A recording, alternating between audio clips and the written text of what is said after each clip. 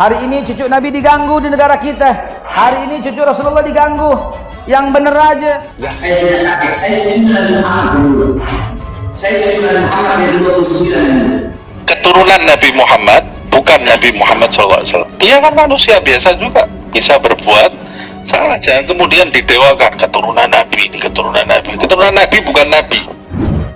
Oknum-oknum polisi yang tidak malu, para hakim, para jaksa yang memutuskan keadilan dengan sangat tidak adil, yang mencoreng rasa keadilan. Yang dimaksud keonaran, berita bohong, itu kan ada di Undang-Undang Nomor 1 Tahun 46. Andai kata Nabi masih ada, melihat turunannya digituin, dihinakan, dicaci, difitnah, demi Allah kita nggak rela.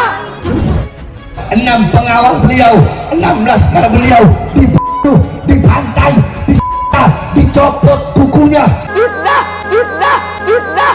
dikuliti, akal. Keturunan Nabi, nasabnya sampai ke Nabi, tapi gaya hidupnya beda dengan gaya hidupnya Nabi. Jangan didekati. Kalau beliau bersalah, tentu kita wajib mengingatkan.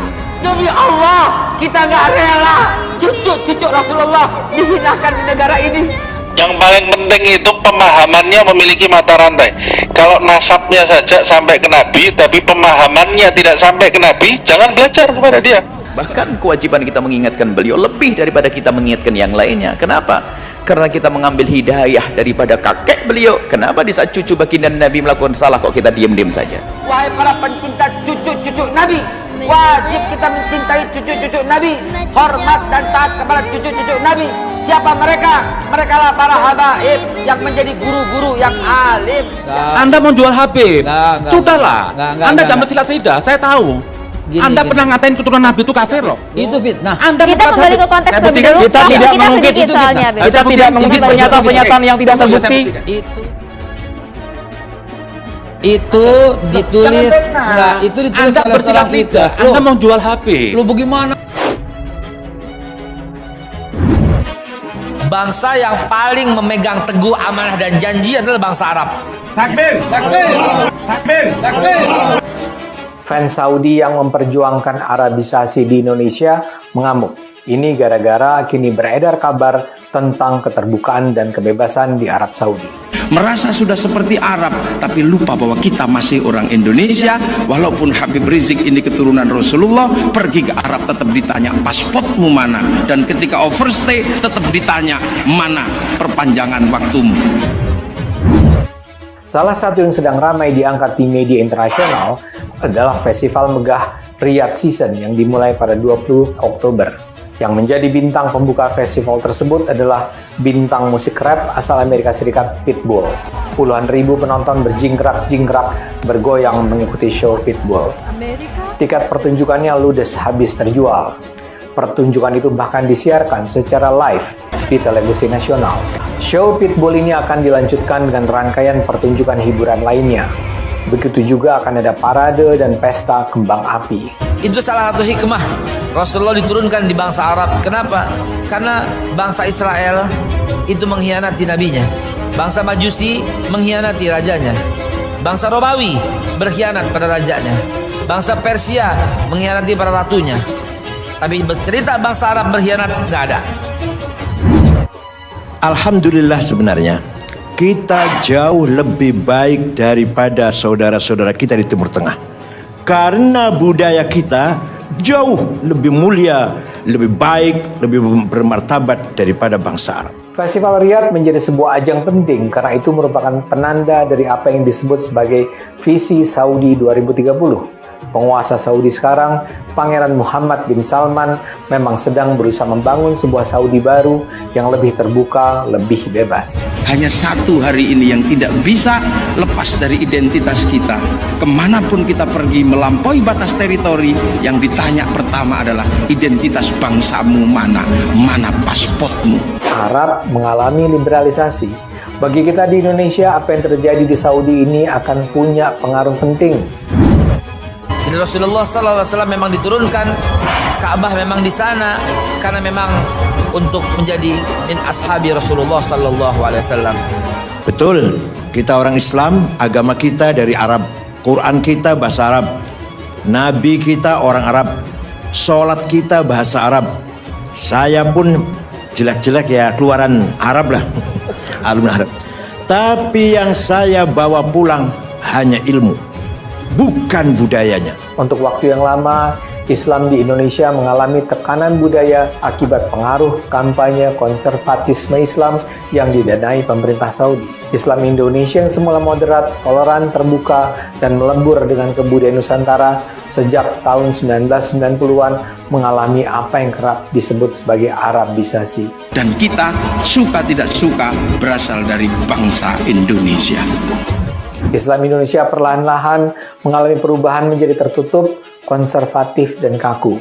Perbenturan antara Islam Nusantara dan Islam Arab menjadi gejala yang tidak terhindarkan, terutama sejak reformasi dimulai. Nasionalisme kita bukan datang dari luar, bukan impor, tapi betul-betul kecerdasan para ulama kita NU maupun Muhammadiyah dan syariat Islam yang menggabungkan antara agama dan budaya, antara agama dan politik kebangsaan sudah selesai. Bangsa yang paling memegang teguh amanah dan janji adalah bangsa Arab. Orang Arab, mau orang bule, mau orang Afrika, sama semua masuk saf. Nggak ada bedanya, jenjang sosialnya, ekonominya sama. Hati-hati dengan fanatisme rasisme ini. Hati-hati dengan fanatisme rasisme ini. Para pecinta Saudi percaya bahwa menjadi Arab adalah sebuah jalan yang diperlukan untuk memperkuat keimanan. Dalam pandangan mereka, Islam datang dari tanah Arab. Dan karena itulah ke tanah Arab kita harus berkiblat. Artinya apa? Bahkan seorang presiden pun ditanya paspornya mana. Artinya yang membedakan struktur manusia hari ini adalah dari bangsa mana dia berasal. Bangsa yang paling memegang teguh amanah dan janji adalah bangsa Arab.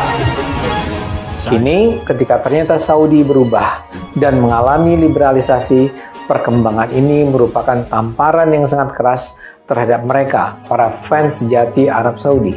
Maka kata Nabi, hubbul arabin li thalasin. Cintai itu Arab karena 3. Li'anni Arabi, kata Nabi, karena aku ini orang Arab. Wal Quran Arabi, Quran bahasa Arab. Wal kalamul ahlul jannah Arabi, dan ucapan ahli surga itu bahasa Arab. Allah yang pilih, saudara.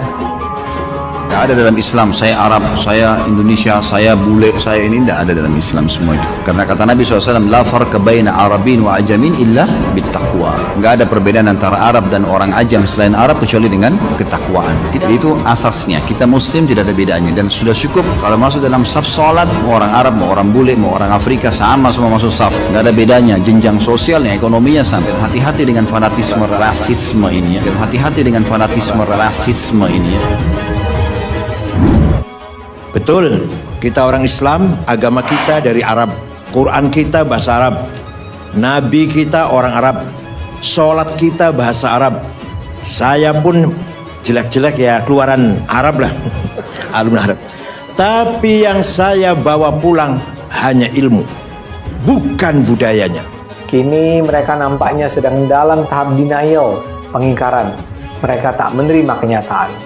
Dan salah satu cara denial yang mereka lakukan adalah tidak percaya, seraya menuduh bahwa berita-berita tentang liberalisasi Saudi itu dilakukan oleh musuh-musuh Islam, termasuk rezim Jokowi. Maka menjadi sangat aneh kalau tiba-tiba hari ini muncul anak-anak baru yang tidak lagi memahami kesadaran bangsanya.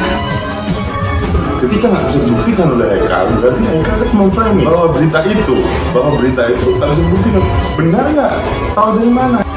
Nasionalisme kita bukan datang dari luar, bukan impor, tapi betul-betul kecerdasan para ulama kita NU maupun Muhammadiyah dan syariat Islam yang menggabungkan antara agama dan budaya, antara agama dan politik kebangsaan sudah selesai.